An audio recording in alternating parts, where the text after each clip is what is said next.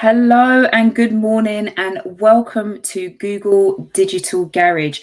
Today we are going to be talking about how you can build a CV and write a cover letter. So for any of you who are looking to enhance your career, to change roles, or maybe even put forward a new CV for a proposal, this is going to be the session for you. My name is Anthea and I'm one of the Google Digital Garage trainers, and I'm here to deliver this session to you, but we also have a variety of other sessions available within the free skills training program.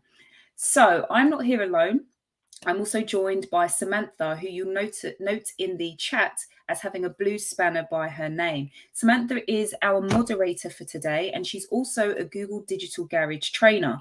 So Samantha will be engaging with you, answering questions, commenting, and just getting the chat going in the YouTube chat that we have today. So please do make sure that you're dropping your comments, your questions, and everything in between into the chat, and we'll be making sure that we are engaging and interacting with you as we go on. So just make sure that if you do want to ask any questions or you do have any comments, that you make sure that you are signed into your YouTube account. If you don't have a YouTube account, which is needed for you to engage in the chat, please just click the button that you'll see there and it will allow you to either sign in or to create a new account, which you can just do in a matter of minutes, and then jump back into the session, jump back into the conversation and get your thoughts heard. If at any time you find that there are any issues in terms of being able to see me clearly or maybe even hear me, please just refresh your screen. Sometimes that generally tends to sort out the problem. If it continues, just close down your window, come back using the same link, and again, that should sort out the any issues that you've got. So as mentioned, we do have other sessions running. Samantha's already dropped the link into the chat. So do make sure that you check that, because we have a variety of different webinars that are available to help you build your business or also your career. So I think that's all of the housekeeping done. So let's jump into today's session. So remember, again, this is about building a CV and also writing a cover letter. So for some people, the thought of writing a cover letter just literally fills them with dread and anxiety. And it's because it's like, how do I explain why I want this job? I want the job because I need money. Okay, fair enough. But what else do you bring to the table? So, writing a letter for something that you really want can be daunting, but don't worry. We've basically crafted today's session to help you go through how ways in which you can put your best self forward in both the CV that you've got and also the cover letter that you include to support your CV. So let's get stuck in. First thing is we're going to just split this into three parts. So the first thing we'll look at is the CV itself. What goes into a CV? How do you need to structure it? How do we make sure that whether we have experience or we don't have experience, we can still showcase our, how good we could potentially be for this role? The second part is then, how do we look at writing a cover letter? So the CV is the main piece of content that you will send over to a potential client or, an employer. And that shows the experience that you've got, but the cover letter is supplementary or complementary to that, to help bring out the best parts of your CV so they can see exactly why they need to hire you. And then the last part is looking for actually how you go about searching and also where you search for your jobs. So let us know. What is it that you are here to get your CV and cover letter skills boosted for? Are you looking for a job? Are you trying to change careers? Or do you just want to know how to better present yourself? Jump in the chat and let us know what you're hoping to get out of today. Now, I did mention things like changing careers, and a lot of people can have a tendency to fear wanting to change. Maybe you've got 10, 20 years experience behind you, and now you want to do something different. But the challenge is, it's like, I now want to do something new, but I don't have the experience to do it. And because of that, it puts you in a place where you don't want to put yourself forward and you don't want to apply for those jobs because you feel that you are inexperienced. Now, one way that you can gain the experience that you need in a more practical way and also quicker is to utilize Google's free career certificates. The idea of these is that you get a number of different, there's 5 at the moment, from digital marketing and e-commerce, there's customer support, there's UX design, there's also project management. So there are a number of different certificates which are the way in which you can access online remotely and study for a new skill, which will give you that boost and experience that you need to put onto your CV and also change careers. So we'll drop the link into the chat for you to check out the Google career certificates. And at the moment, these are being sponsored by Google, so they are free for you to access. And for the majority of them, you can get them completed in about 6 months. So just think, some point this year, you can have a completely new career. So what are your career aspirations? Now, I asked you before, what are you trying to kind of get out of today's session? We've had a few comments coming in. Oh, bear with me one moment. So we've got someone who's looking for internships. Kushi saying, I want an internship. Uzna, I hope I've pronounced that correctly, is looking for a student job. And Sherbet is saying, I want to know how to better present myself, being a first-year student on management science and technology. So, you know, the reasons for which we come to a session like this are going to be different, but ultimately we all want the same thing. Let us know in the chat what career that you want. Sherbet is saying that they are management science and technology. So that's probably the area that they want to go into. So what industry are you going into? Project management sounds wonderful. Is another comment there. So let us know. Thing is that regardless of the industry that you are going to be in, there are going to be certain skills that you can utilize across all of those. So even if you may not have experience doing the thing, you probably have experience that's transferable to what it is that you want to do. And Kushi's saying that they want to be a law student. So again, this is really good to have a view about what it is that you want to do. So keep that hat on, keep that lens on, and look through today's session with your career aspirations in mind. So let's have a look at a kind of typical templated approach to building a CV.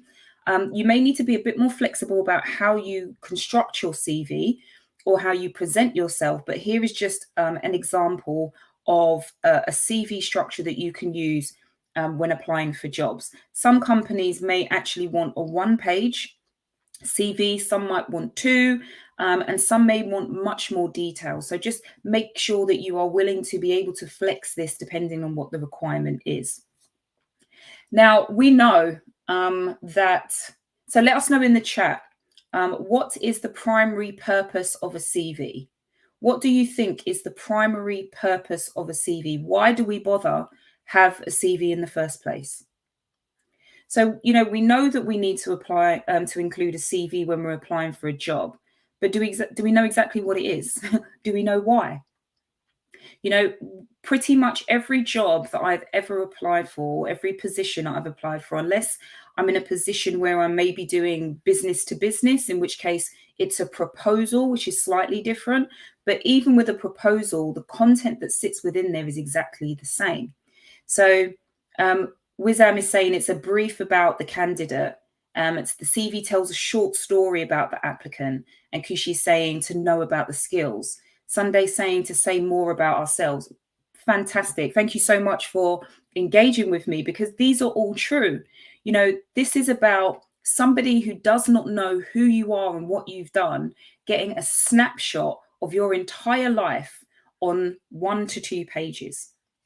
Now, a curriculum vitae is actually, the Cambridge English Dictionary states that a CV is a short written description of your education, qualifications, previous jobs, and also your personal interests that you send to an employer when you're trying to get a job. But essentially, a curriculum vitae is actually translated to the course of your life. So it's about, you know, and again, this is Wizam was saying tells the story. The story, that's what it is. It's a story of your life. What is it that you've done? What is it that you can do? What do you find important? And what do you want to tell us about who you are? You know, this is the reason that we have a CV. So remember that it's also going to be your first contact with employers. And I think a lot of the times we can get caught in a bit of a trap when we're working with CVs. Because we know our lives, because we know our experience, we sit in the fact that, oh yeah, this is, you know, I did this and I did this and I did that. But somebody who has never met you and you are just a number in a series of CVs that land on in their inbox, they have zero idea about your background. They have no idea what you look like, no idea what you sound like, how much energy or passion that you have. All they have is this CV. So you really need it to create a picture of who you are and what you can do. So think about summarizing your experience. Think about making sure that it's goal oriented. It goes beyond just stating what work you do. And to be honest, only about 2% of candidates will actually make it to the interview stage. So you need to really make sure that your CV is standing out. It needs to be authentic and it needs to be honest. Gone are the days where people feel inadequate, so they lie about what they can do. If you can go into a job being able to do every single thing that is being asked of you, you're not the right person for the job. You need to have a job that shows that you don't have all of the skills, but you have the majority. And the way in which your CV or your story is shared shows that you're willing to learn. Because people need someone who's willing to grow into that job and also grow into the organization. So don't feel that you have to know everything and that you have to lie on your CV if you don't have all of the experience. So just make sure you provide that summary of what you do have. Make sure it's goal oriented and focuses on relevant information for the job that you're applying for, and just be honest about what it is that you can do. So let us know, what kind of information do you think that needs to go into a CV? Drop into the chat, let us know, what do you think needs to go onto a CV? Now, I've already mentioned 3 elements, your experience, making sure it's goal oriented and it's authentic and honest. But what actual detailed information needs to go onto your CV? Let me know. Now, we're going to cover these 5 different areas. Like, there's no, I suppose, universally accepted template for CVs, but your CVs basically need to include all of the elements on the screen as a minimum.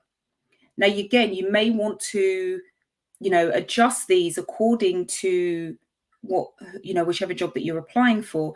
But essentially, these are the key ones. And yet we've got them in chat. Thank you. Education, skills, certifications, education and qualification. Brilliant. So you already have an idea about what needs to go in there. So imagine that you are a prospective employer. You have 1 vacancy. You have 50 CVs coming through. Are you going to spend all of your time reading 50 CVs, or are you going to spend a few seconds to skim read which CVs catch your interest? So think about it. Where do you even start? What's going to be the thing that captures your interest when you're looking at a CV? Remember, you're thinking from a perspective of an employer. So again, the idea is try not to make the CV longer than 2 pages. So for those of you who don't have a huge amount of experience, again, that's fine. You might be thinking, how do I fill it? And for those of you who have a huge amount of experience, you might be thinking, gosh, how do I shrink it?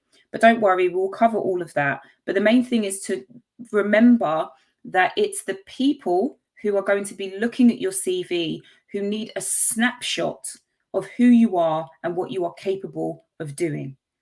So essentially, try and make it around 2 pages and tailor it specifically to the job that you are going for, and make sure, yes, you include the skills, qualifications and experience that you feel are most suited to that job.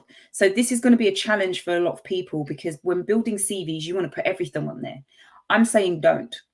What you want to do is extract the information that makes your CV much more appealing. It could mean that 5 responsibilities that you had in a particular job don't go on your CV for the job that you're currently applying for, because they're not as relevant. They don't showcase your ability to do the job that you're applying for. So just be mindful that not everything needs to go in. So let's kick off with the first one, basic information. So this is standard stuff, who you are, where you are.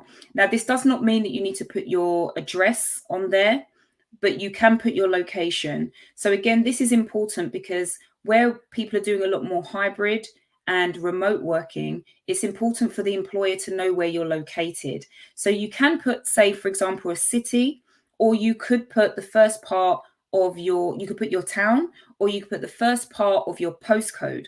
So when they're looking at where you are based, they have an idea about how feasible it would be for you to come into the office, for example, or even just to understand what that means in terms of time zones.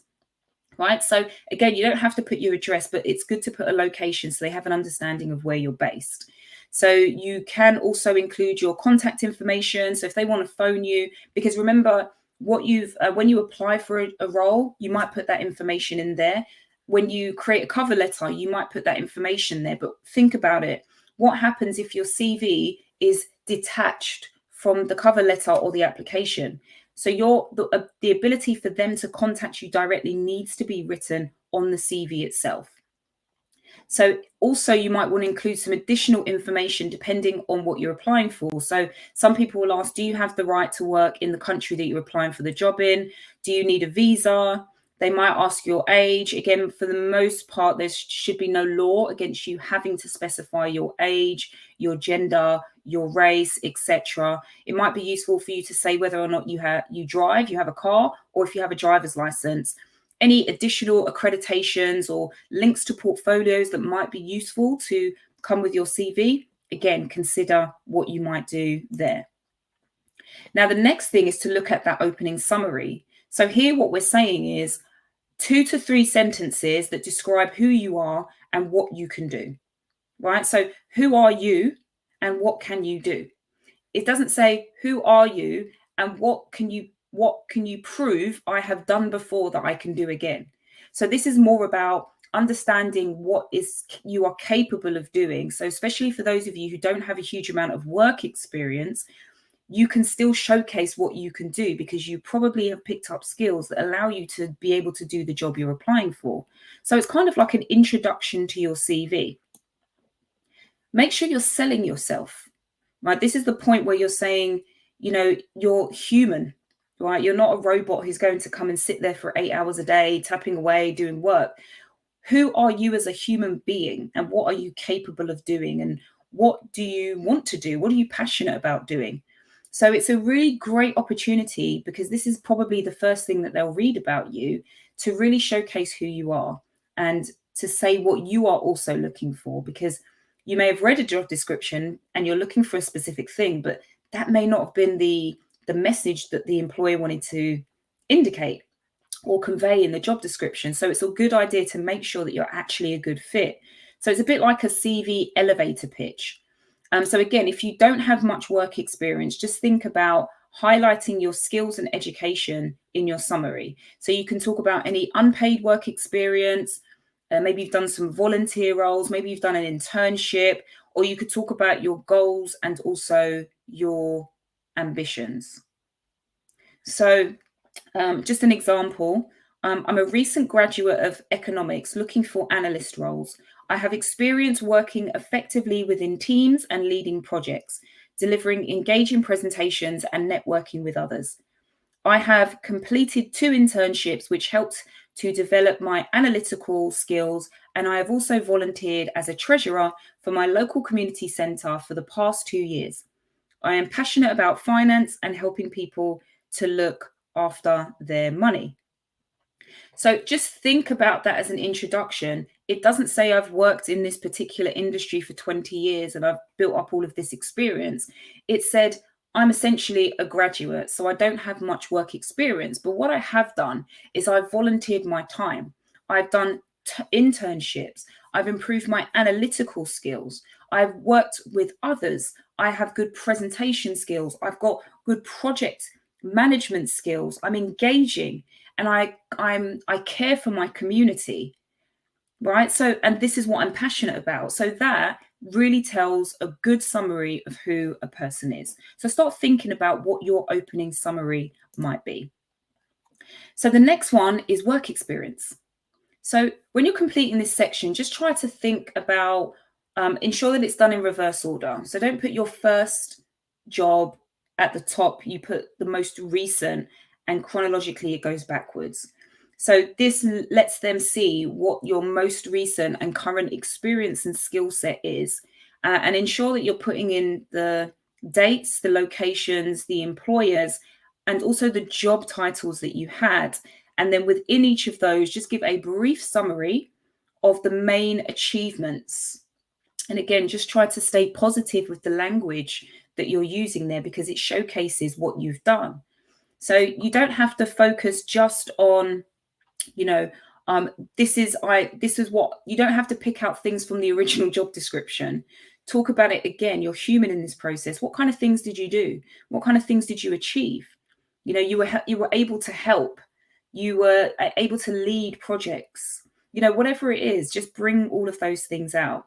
And try to use bullet points wherever possible. Try not to use really, really long sentences. Just be short and to the point of exactly what it is that you're doing. Remember, put your hat on for the prospective employer. They've only got a few seconds to scan your CV.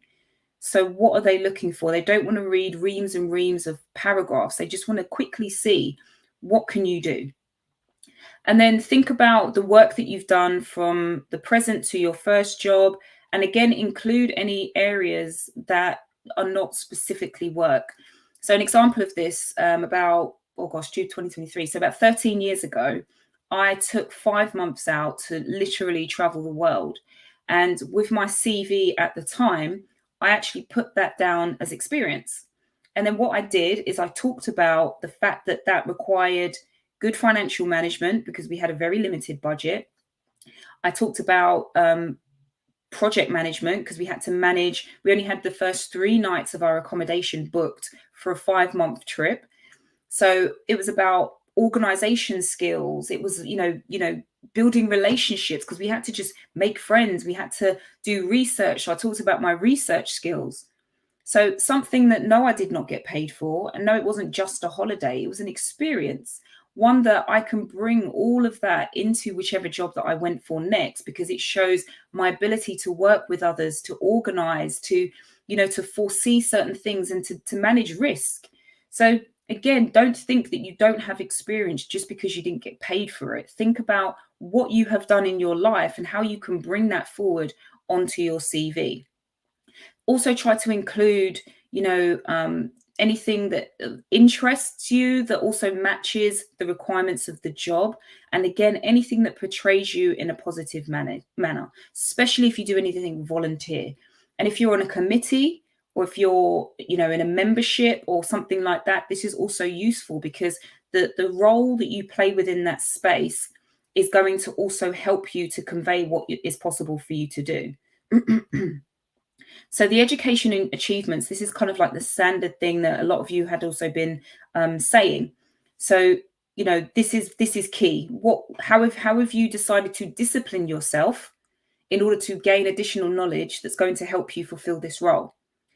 What have you done at college, at university? What additional training courses have you done? Again, put the most recent at the top, put your academic things there, put your professional, but also put anything else that you've done that could also be relevant.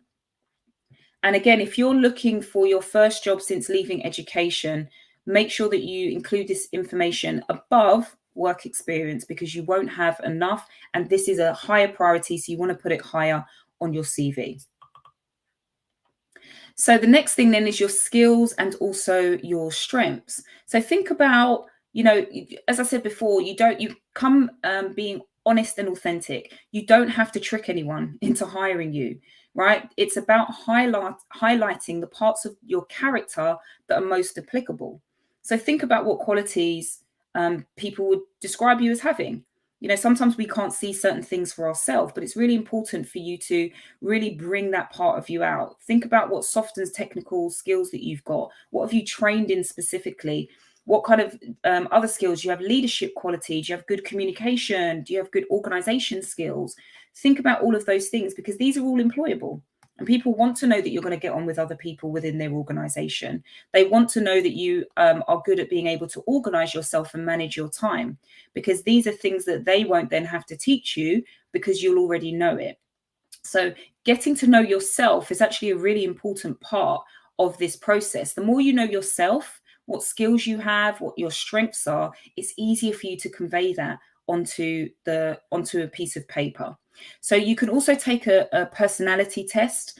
There's one called the Myers-Briggs Type Indicator, and that gives you an idea to understand, what your strengths and also your skills are. And remember that these are actually two different things. Your skills are an ability to do something, and your strengths are your natural things that you are born with and that increase and grow and develop just by you putting yourself into certain places. So make sure that you are including both of those as you go.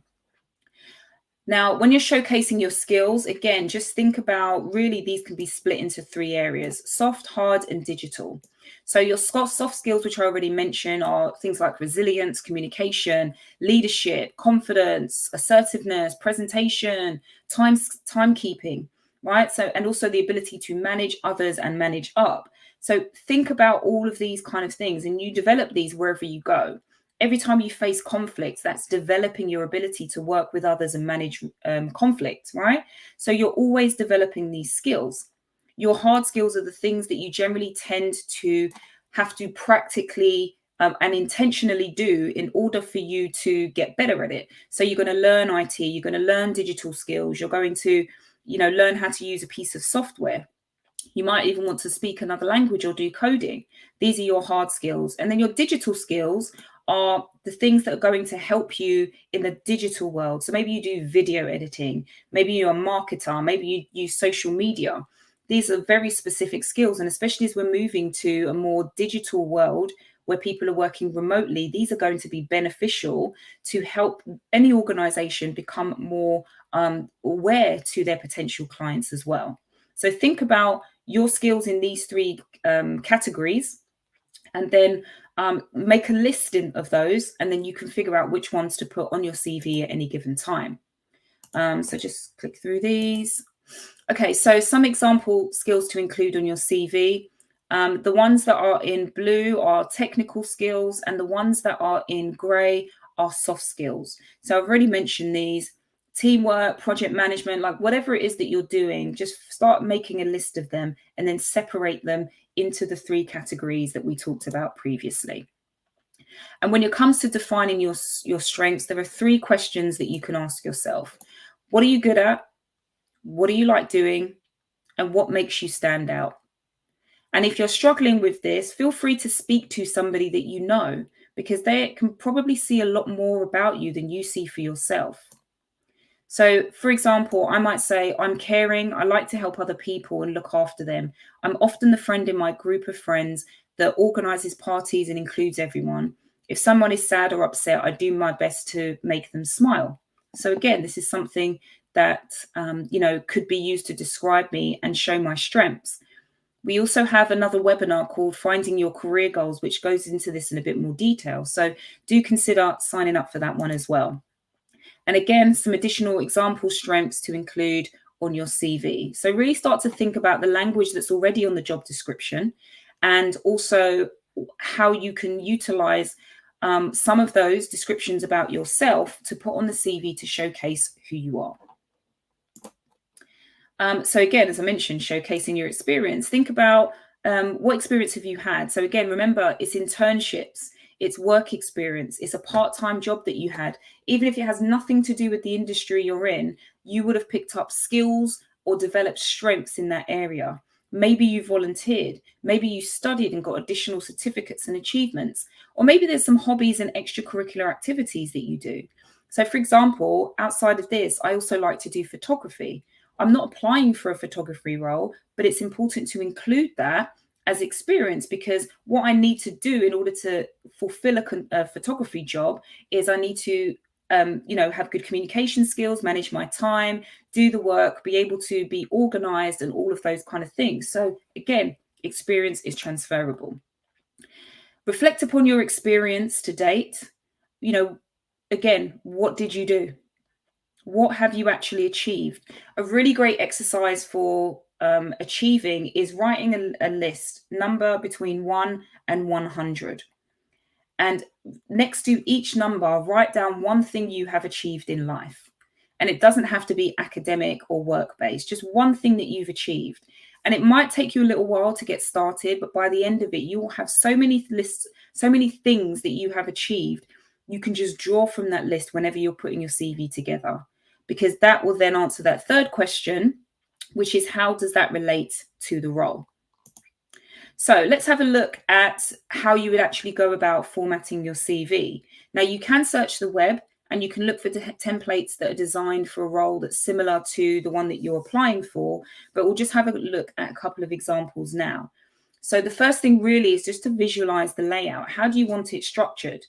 In this particular example, we're using one-page templates.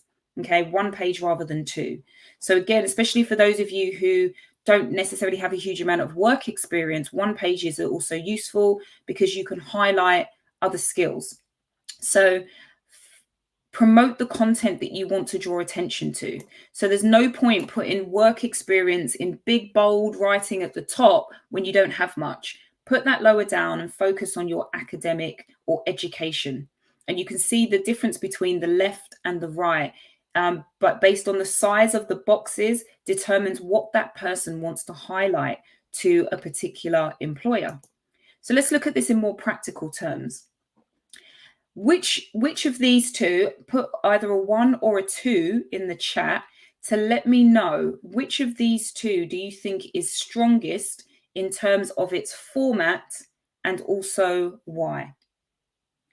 Now, while you're doing that, I'm just going to explain the differences between the two. So for number 1, they have their basic information at the top. Who are they? What's their title? They've got their contact information. Their profile is that kind of introductory, sentence or, 2 sentences that we discussed. They've got their education. They've got their experience. They've also got a list of, skills that they have and a rating system for how good they are. So again, instead of all of them being completely filled, it's showing that there are some areas that they are good at, but also need some improvement. The second one, they've gone for a more visual type of CV. There's a photo there. They've got a more conversational. Hi, I'm Harry. So they've got that there. It's got these details: name, age, contact information, what is achieved, education, employment, and also references.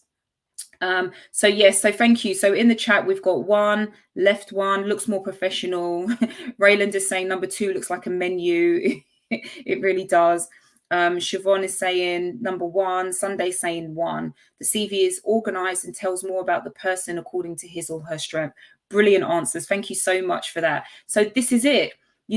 If you only had a few minutes or few seconds to skim, which of these two would you look at? You would probably look at number 1, because I don't have a huge amount of time to decipher. So here it's very clearly laid out, even with the color scheme, that it's been broken out into sections. So if I quickly want to see what experience they have, I can do that. If I quickly want to see what skills they have, I can do that. With the other one, there's not a huge amount of information that shows what they did in terms of their achievements or their experience, or, what they did in terms of employment. I don't know what they did at that job. But number 1 gives more of an example of that. So again, your CV needs to be quick and easy to read. So lastly, just think about how you can maximize your impact. Write in a very clear and concise manner, right? So again, you want to be clear and concise, but not so clear and concise that you miss information. You want to put all of the information, summarize your experience in complete sentences and also bullet points. Use simple language as possible. Avoid jargon wherever possible, unless it's very specific to the role that you are going for, and make sure everyone understands you. So, for example, instead of saying I was responsible for curating the vision for our 2020 strategy to maximize our client enterprise accounts, just say I created a plan to increase sales by 10%. Okay, keep it short, keep it sweet, show them the results of what you can do. The next thing is to be transparent about gaps in your CV. So remember, I mentioned I traveled for 5 months. So I put that in my CV to say I traveled for 5 months and this is why.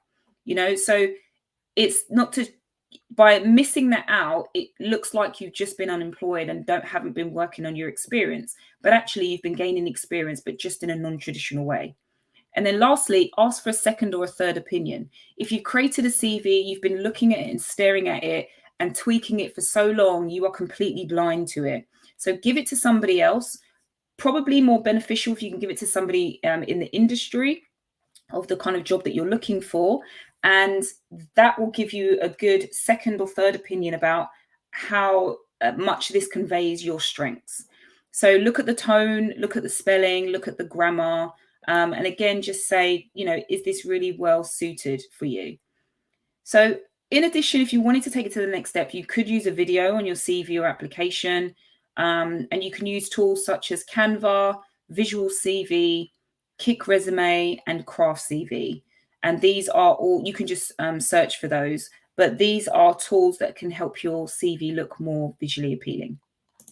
Okay, so we're just going to stop for a quick pause for any questions. Okay, so we had a question about what needs to go on a CV. I know I've answered that. Sherbert is saying, what about personal projects, solo or on a group? I'm not 100% sure what you mean by that, but if you have worked on any form of project personally, you would have gained skills from doing that, because project management is part of an industry, right? It's part of a thing that gets results. So it shows that you can take an idea or create a plan and ensure that it gets executed correctly to get a particular result, whether that's personal or professional. So it's useful to put the skills that you've acquired from that project onto your CV. Jotaba's saying, what if you don't have work experience? So I answered that before. You just highlight other areas such as education and other transferable skills or volunteer work and things like that. And Anake or AQC, can you recommend a personality test? So Myers-Briggs personality test, if you just Google MBTI, you'll probably get, or search for free personality test. There's quite a few, but they all pretty much follow the same principles. So it kind of doesn't really matter too much which you do. But yeah, so, okay, so let's move on and we'll have another pause for questions also. Okay, so now we're going to look at writing a cover letter. Again, it's a templated approach. It's very simple, but it's not the only one. So just think about how you can flex this according to what it is that you're doing. Think about the cover letter. So we've got our CV in place. Now they're going to get that, but before they even get to the CV, we want to say, hello, I'm here. I'm perfect for this. I want you to look at what I'm capable of doing. That is all the CV is. So try to remove any fear about what you should say, how you should say it, how professional it should sound. This is coming back to you being human. There is a structure that you can use that can help you, but ultimately you just want to give that brief overview of yourself to say why they should continue to look further at your application. And 40% of recruiters say that they look for a cover letter on applications. So if you don't have one, you're now putting yourself slightly further back in the ability to be looked at and selected for interview. And again, 45% of recruiters say that lack of a cover letter will result in a rejected CV. So really, this is just your chance to say, hello, I know you've received 100 CVs today, but mine is the one that's worth looking at. So let's have a look at the building blocks for a cover letter. Right, so the first thing is your greeting, right? So how are you going to greet somebody? The introduction to why you're even here in the first place, a summary of yourself. What's the problem that you understand them to have, and what's the solution? What achievements that are relevant for this particular thing, and then how you sign off. So let's dive into this so we can get a better understanding of how you can actually put this together. So firstly, think about how are you going to address the person? Hi, hello, dear. This is more to do with, part of this is, what did it feel like in the job description? Did they feel very formal? Did they feel friendly, or somewhere in between? Or do you want to do this based on who you are? You can say hello or hi. So hi is a bit more informal. Hello is friendly, but not too old fashioned. And dear is very classic. I'd avoid using to because that's probably a little bit too informal, but hi is enough if you've got a name of somebody. And hello, again, if you want to kind of be friendly. And if you're not sure about who you're going to address it, you could just say for the attention of the hiring manager or something like that. So the introduction is really just about who you are, right? So I'm addressing, so I've done that. The introduction is, you could also mention anyone that you know. Maybe you've got a referral from within the company. So that's a really good thing to point out. Somebody in your organization knows me and has referred me. So that makes you stand out a bit more. So to build that strong introduction, answer some of these questions. Who are you? What skills and expertise do you have? Why are you a good candidate for the job? What job are you actually applying for?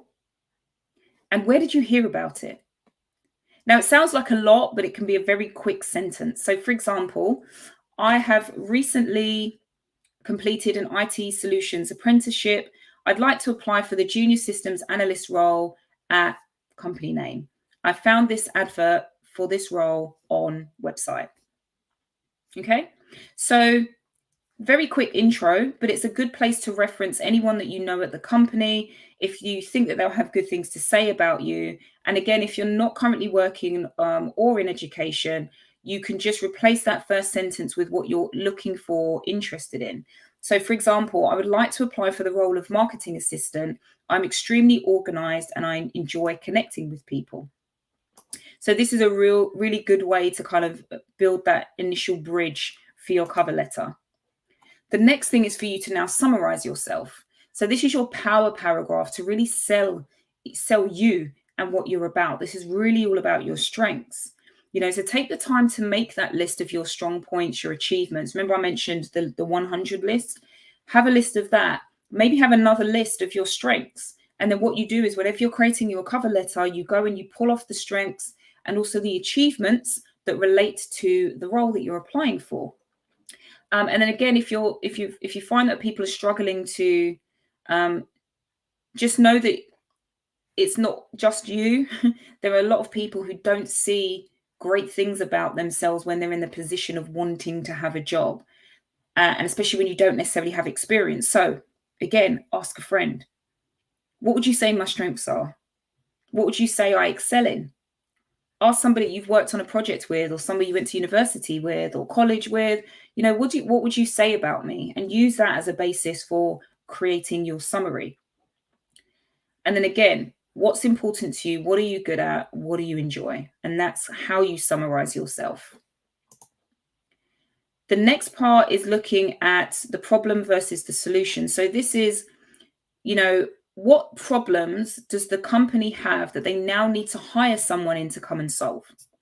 So think about, make a list of all of the needs you think that the company has based on the job description, and then align these up with what you can match up from your skills.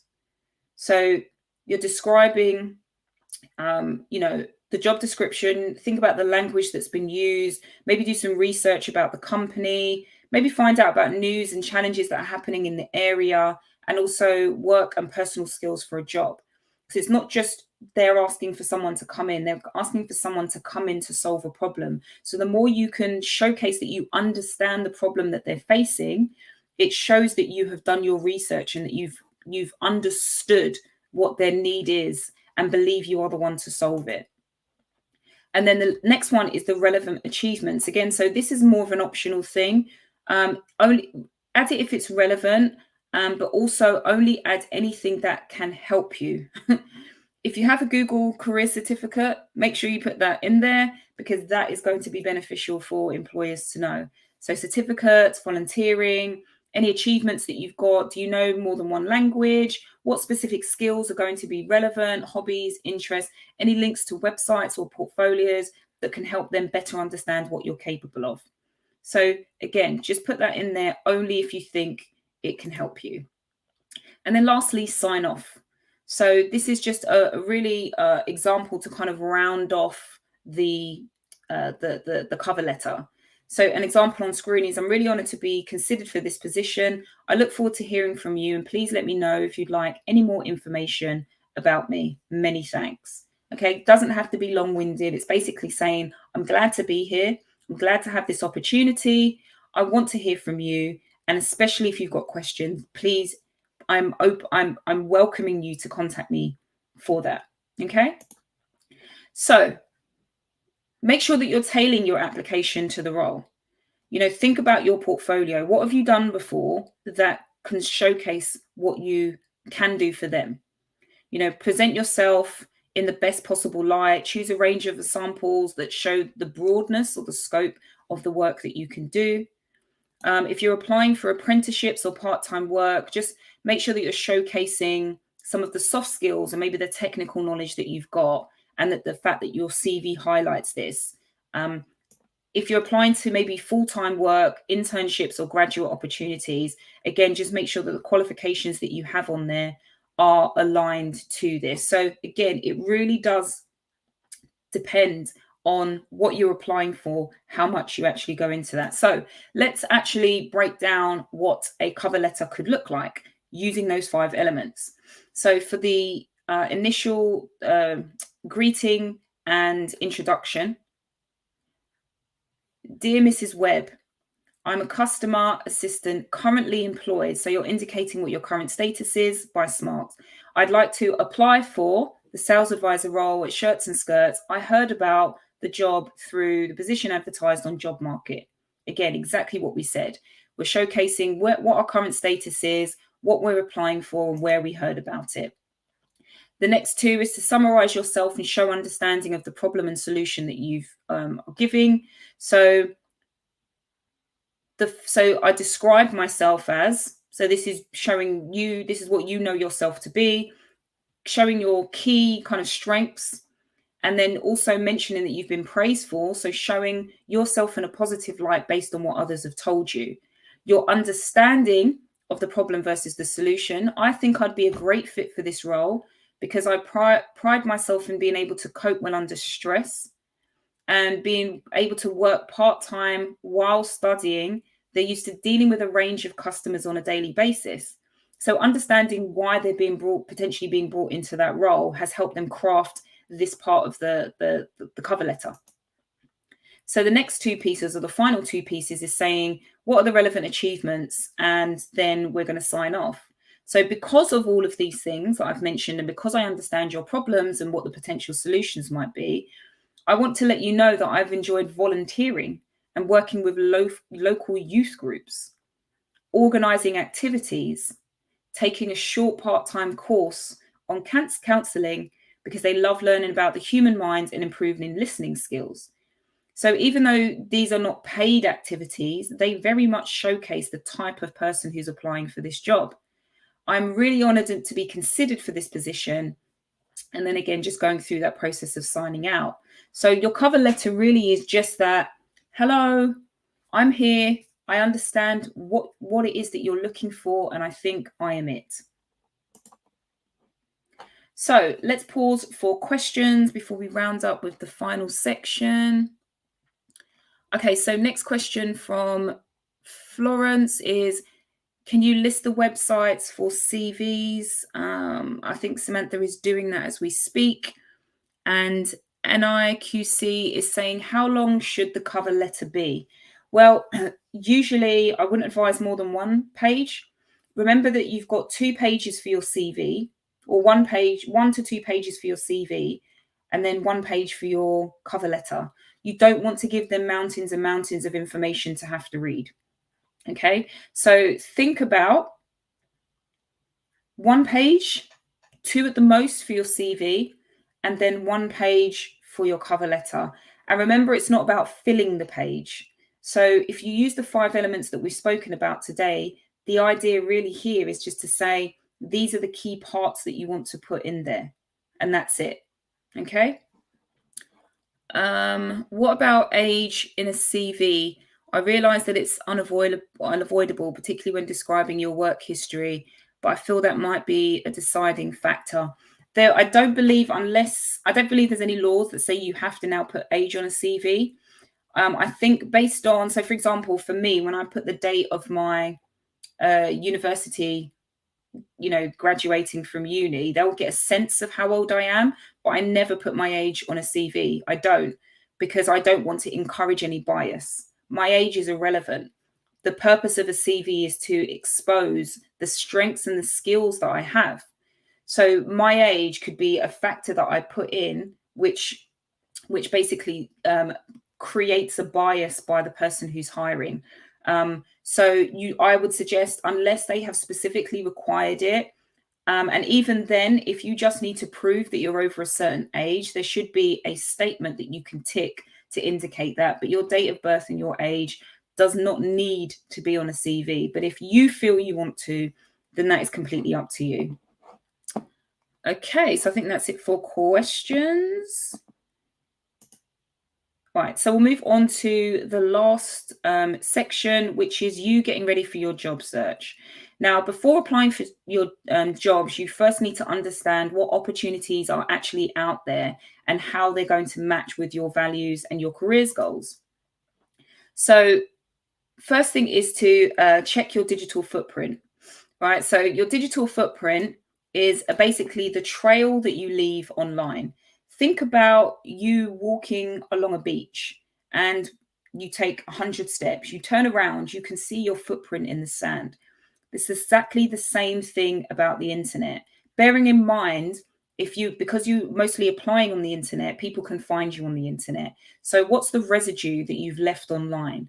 Is it going to complement your application, or is it going to convey a completely different message about who you said that you are?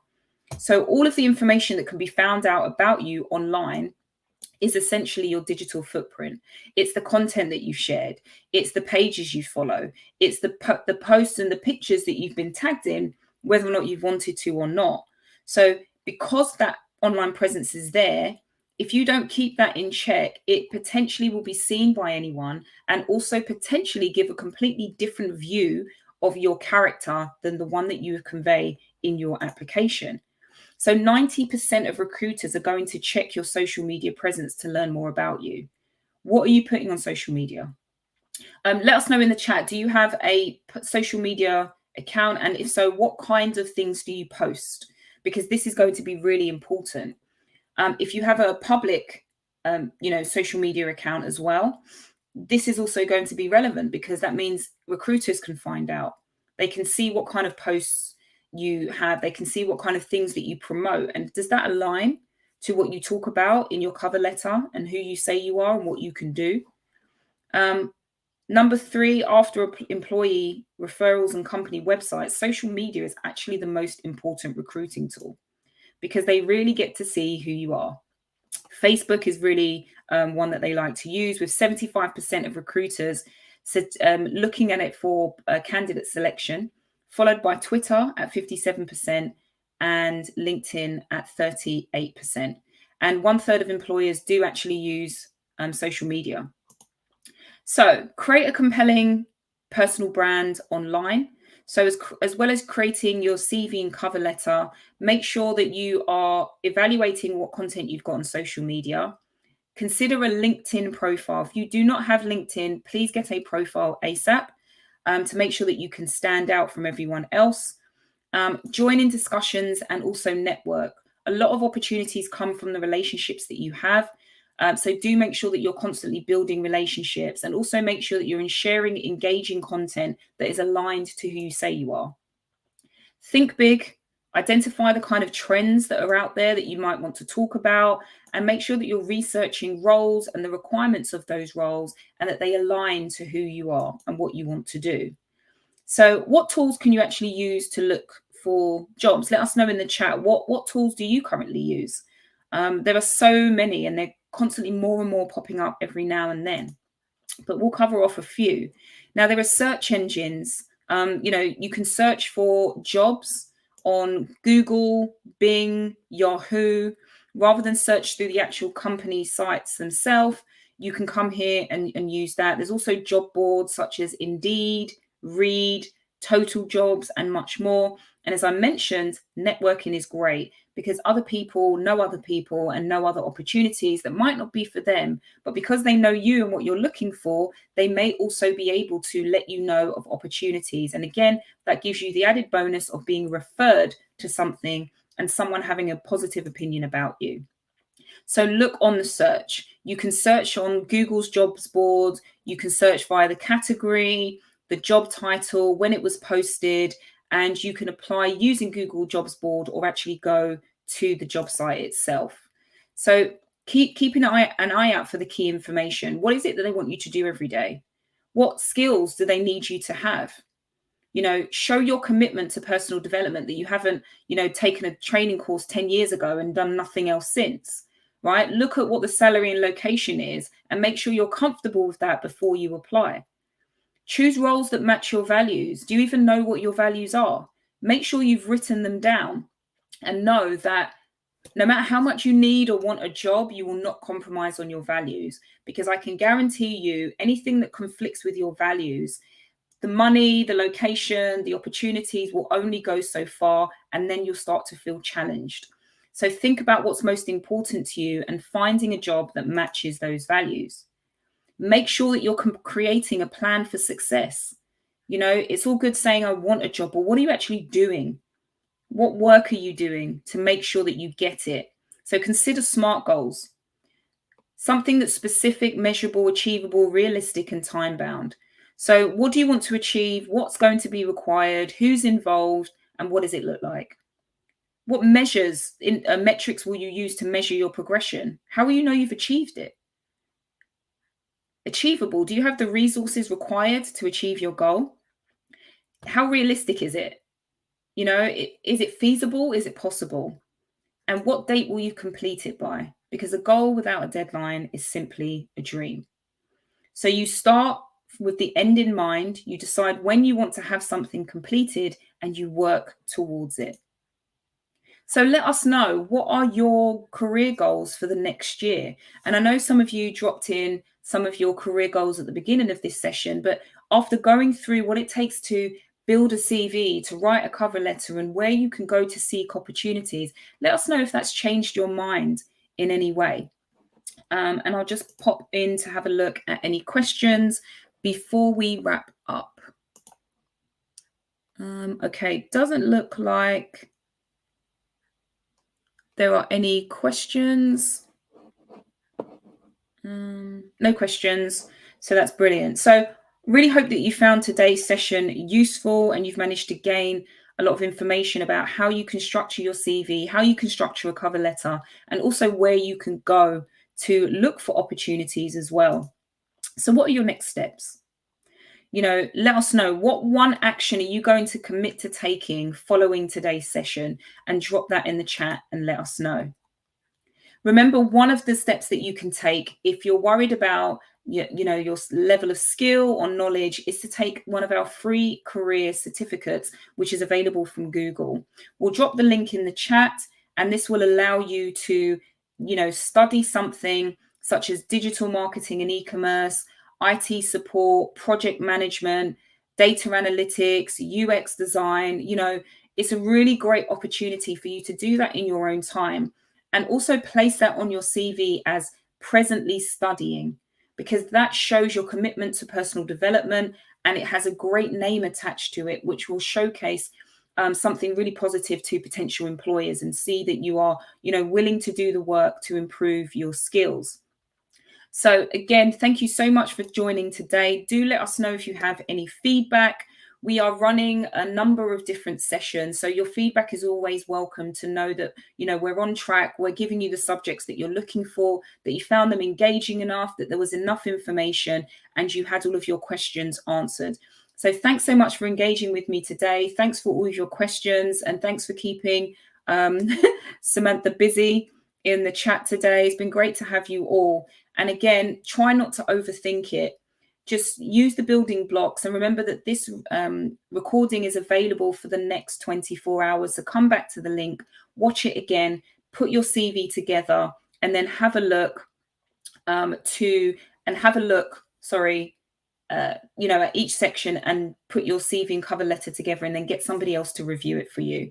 So just before we finish, one quick question that's popped up is, would you change your CV cover letter for each job? Personally, my CV pretty much stays the same, but I have created versions of it. So for example, I have one where I'm specifically talking and focusing on my training background. I have another one that focuses on my coaching background, and then I have a speaker profile that focuses on talks I've delivered and things like that. So so that's kind of just 3 versions of the key experiences that I have, but they're all still very similar. I've just highlighted different things in the projects and work that I've done. And then for the cover letter, what I would do is I would tweak it. So again, when you're summarizing your experience, if I'm applying for something to do with coaching, I'll focus on interactions I've had with people, the way I've coached them, what success that they've had. If it's to do with training, then I'll focus more on about the number of people I've trained and how that worked. So it really just depends. But the cover letter is probably the main thing that you will tailor based on each job that you do. So thanks for that last minute question, Siobhan. I'm sure a lot of people benefited from that. And thanks again to everybody. And we'll see you again soon. Take care and have a lovely weekend. Bye-bye.